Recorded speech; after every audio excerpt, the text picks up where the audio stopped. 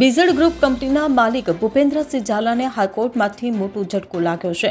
લોભામણી સ્કીમની લાલચમાં ફસાવીને લોકોના કરોડો રૂપિયા ચાવ કરી જનાર ભૂપેન્દ્રસિંહ ઝાલાને ચાર્જશીટ પહેલા રેગ્યુલર જામીન આપવાનો ગુજરાત હાઈકોર્ટે સાફ ઇનકાર કરી દીધો હતો.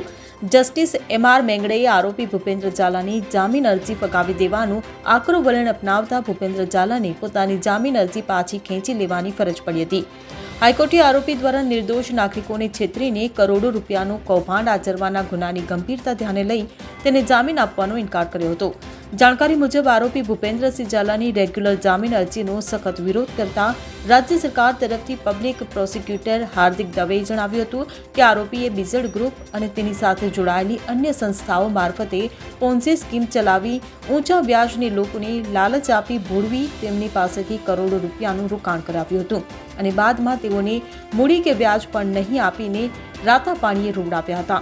આરોપીનો ઈરાદો પહેલાથી જ ફ્રોડ કરવાનો એટલે કે લોકો સાથે ચીટિંગ અને છેતરપિંડી વિશ્વાસઘાત કરવાનો હતો અને તેણે બહુ પદ્ધતિસરનું આ કૌભાંડ આચર્યું હતું અને તેથી તેને કોઈ પણ સંજોગોમાં જામીન આપી શકાય નહીં.